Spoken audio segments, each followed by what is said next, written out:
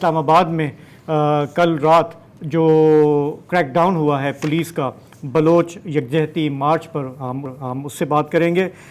इस क्रैकडाउन में लाठी चली, पानी की तोपें चलीं, 200 से ज़ायद औरतों, बच्चों और दीगर शुरका को डिटेन किया गया।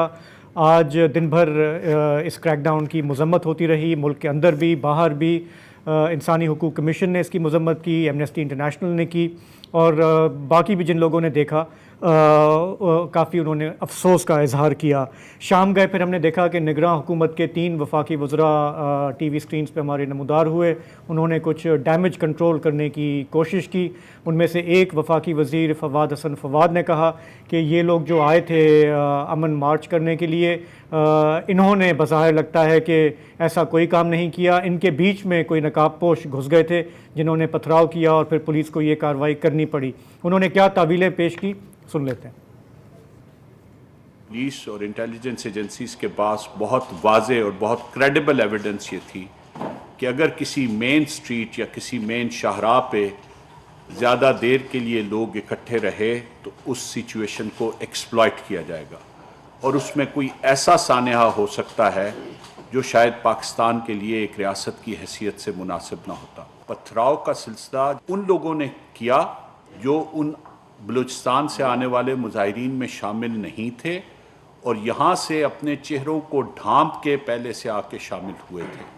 उन लोगों ने नेशनल प्रेस क्लब के बाद ये काम शुरू किया, जिसके बाद ये अमल करना पड़ा।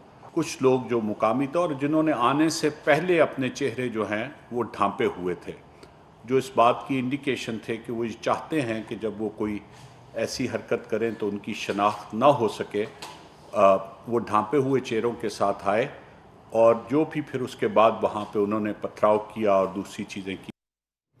तो इस मार्च की जो कन्वीनर थी डॉक्टर महारंग बलोच, उनके जो स्टेटमेंट सोशल मीडिया पे सामने आए हैं, तो उन्होंने कहा कि हम तो तुर्बत से चले थे, इस सर्दी के मौसम में यहाँ आए थे इंसाफ मांगने। हमारे साथ जो तशद्दुद हुआ है, जो सलूक हुआ है, अब हमारे इदारों पर कोई भरोसा नहीं रहा। इस्लामाबाद से हमारी कोई तवक्कुआत नहीं है। और उनके लोग ये कह रहे हैं कि ये बात ठीक है कि आज शाम गए बेशतर लोगों को रिहा कर दिया गया है, लेकिन अभी भी कई औरतें जो हैं उनके वेयर अबाउट्स का पता नहीं, इंक्लूडिंग डॉक्टर महारंग बलोच। तो ये मामला आज इस्लामाबाद हाई कोर्ट में भी उठा। क्या होता रहा दिन भर, हमें बताने के लिए इस्लामाबाद से हमारे रिपोर्टर हैं शकील करार, वो इस वक्त ज्वाइन कर रहे हैं।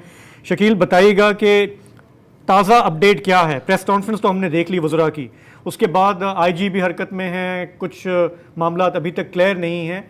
हमें ज़रा अपडेट करें कि सिचुएशन कहाँ तक पहुँची है।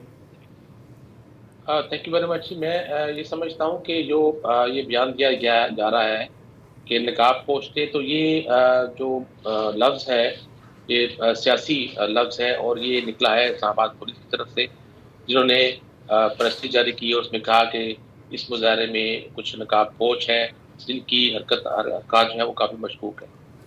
ठीक है, अब नकाब पोश क्या होता है? इस वक्त इस्लामाबाद में सर्दी है और रात के वक्त ख़ास तौर पे काफ़ी टेम्परेचर गिर जाता है, तो अपना मुंह ढांपना, सर ढांपना, और फिर वो लड़के जो मोटरसाइकिल पे आते हैं तो उनके लिए लाजिम है कि वो अपना मुंह और सर ढांप के रखें। और उसके अलावा उनको था अंदाज़ा कि इस्लामाबाद पुलिस आंसू गैस का इस्तेमाल करेगी, तो उसको बचाने के लिए अगर आप मुंह ढांप लिया है तो उनको आप नाम दे दें नकाब पोश का, तो इसका मतलब है कि आपका प्लान कुछ पहले से तय था। क्योंकि ऑपरेशन शुरू हुआ है रात को तकरीबन 1:30 बजे के करीब, उस वक्त कोई मीडिया वहाँ पर मौजूद नहीं था। जो फुटेज सामने आ रही है वो उस मुजाहरे में शामिल अफराद ने खुद से बनाई है और मीडिया को, सोशल मीडिया पे इन्होंने डिस्ट्रीब्यूट की हैं, लोगों को भिजवाई हैं। तो पुलिस के अलावा वहाँ पर कोई मौजूद नहीं था। जिस तरह बेदर्दी से एक काम चलता रहा और सुबह तक चलता रहा और गिरफ्तारियाँ हुई, फिर हाई कोर्ट में मामला गया, वहाँ आईजी इस्लामाबाद में पेश होकर वही अपना जो उनका पॉलिटिकल स्टैंड था कि नकाब पोश थे, बहाना 26 नंबर की जो इस्लामाबाद का एक मसाफाती एरिया है, वहाँ पर क्या हुआ?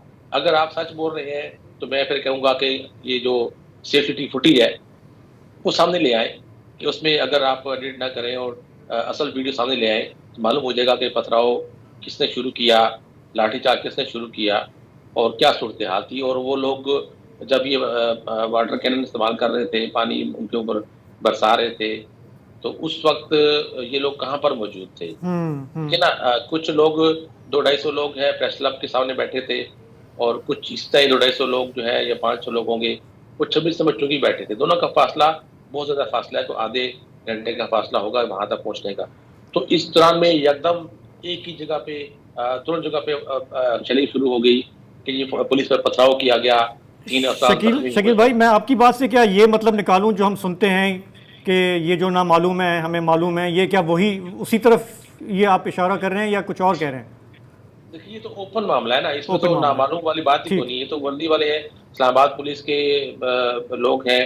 और आईजी इस्लामाबाद की स्टैंडिंग क्या है, या पिछले 1 साल से देख लें कि अकबर नासिर खान जो मौजूदा आईजी इस्लामाबाद हैं, उनकी सियासी पोजीशन क्या है, उनकी स्टैंडिंग क्या है कि इलेक्शन, जनरल इलेक्शन सर पे आगे शेड्यूल जारी हो गया, उसके बावजूद मौजूदा आईजी इस्लामाबाद और डिप्टी कमिश्नर इस्लामाबाद की तब्दीली नहीं हो रही है। तो क्यों नहीं हो रही है? उनसे कौन-कौन से काम लिए गए हैं और कौन से काम लिए जा रहे हैं? तो ये चीज़ें किसी और तरफ इशारा करती हैं।